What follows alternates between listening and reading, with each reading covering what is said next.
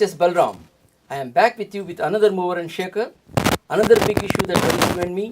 In the hot seat today is Mr. K.R. Srinivas, Managing Director of BMTC, someone whose job is to provide the citizens an efficient bus service.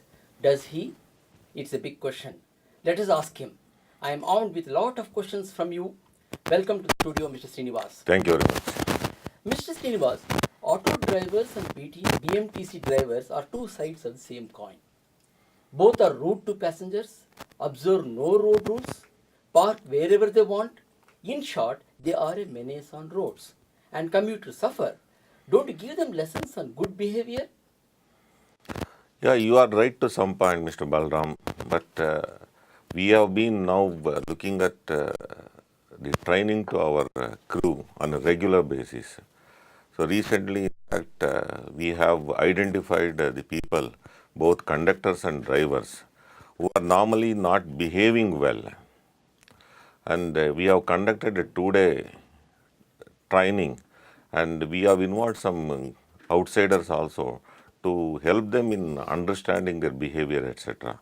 I think this would certainly, in a long way, so it should be able to give a better image to the organization. But not all people are bad, but there are few people who are certainly. But those few people can spoil the image of BMTC. Yeah, naturally, but we are at it. We are now looking at providing some training to them, some inputs about their behavioral aspects, etc. You have reorientation programs also for them? It is not exactly reorientation. Whenever we receive complaints from commuters, such people have been identified and they are actually put on this training program for 2 days. And we have taken the services of some outsiders who are good at providing changes in the behavior of the people. And certainly this should help in changing their attitude to some extent. But not much has happened. I think you have to do more on them. Yeah, definitely. I fully agree that ultimately the commuter satisfaction is the most important thing in a service sector. And that should certainly, the image should change. And I fully agree that there are some people who are not behaving well. Sometimes they are rude, and we have to understand their psychology also. They have been in the bus, both drivers and conductors, for long hours.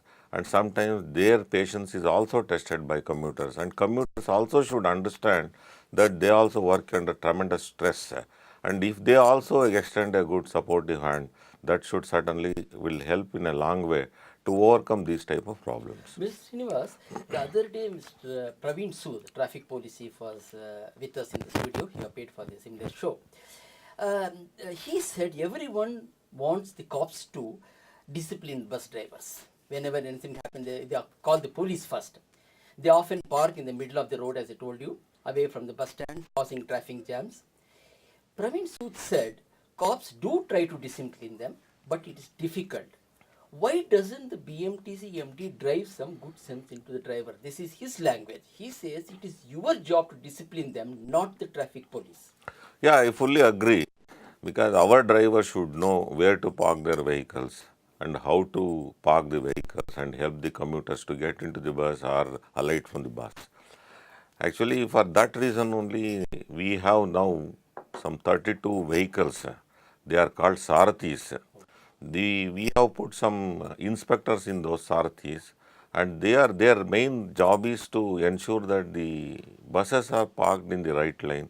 Buses are not parked anywhere, wherever they want. And as a result, in fact, there is a lot of improvement. And you know that most of the time, the roads are congested.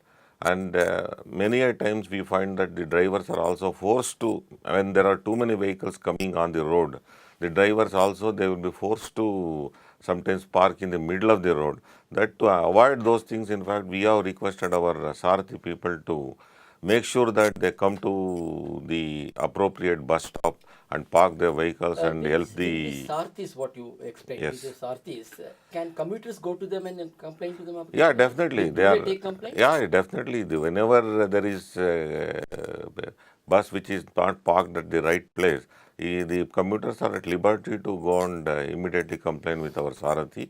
And similarly, we have established our call centers. Helplines are there, and people can easily access those helplines and lodge their Most complaints. people say that we complain, but no action is No, taken. we are, that is not actually correct. Whenever we receive a complaint, either through our call centers or the officers directly receiving or through our mails, we are at it. We have received quite a few complaints and we are definitely addressing, and it is not, the behavioral change will not happen overnight. We need to do this on a continuous basis so that our crew will understand their responsibilities and accordingly they should respond to There the is a needs. question from one Rizori. Yes. We'll be playing out when Okay. we pray. He says in Mumbai, the traffic police come down heavily on erring bus drivers. They are very, very strict. He says, why we don't follow the same formula? No, here also, in fact, we are receiving the proposals from, or whatever you call proposals, or the list of drivers who have not followed the traffic rules. And the fines are also levied on them, and we proportionately, whenever we disburse their salary, proportionately their salary, that amount is cut from their salary. And that is actually, that is also helping to some extent. It's acting as a Yeah, deterrent. yeah, yeah. Okay, okay. Oh, good. Mr. Srinivas, in top cities of the world, there are bus lanes. Yeah. Why can't it be introduced in Bangalore? Have you discussed it with the traffic police? At least on the ring road, which is wide, on some roads which are wider, why can't we introduce this lane discipline? I can understand you will say that why so the narrow roads are there, where can be the lanes? But in bigger roads like ring road and wider roads, why don't you introduce one-way roads? Yeah, you are right, Mr. Balram. Now, BMTC, in collaboration with BDA, we are looking at one BRTS between Hebbard Flyover and Silk Board. BRTS? BRTS is Bus Rapid Transit System, which is very popular in many of the European countries, where there is a dedicated lane where only the BMTC buses will move and they can move at a faster rate. That would certainly help people to, number one, get into our BMTC buses, to stop using their personal vehicles, so that there are two advantages are there. One is that the passengers can comfortably move from place to place in lesser time. The second one is there will be less congestion on the road.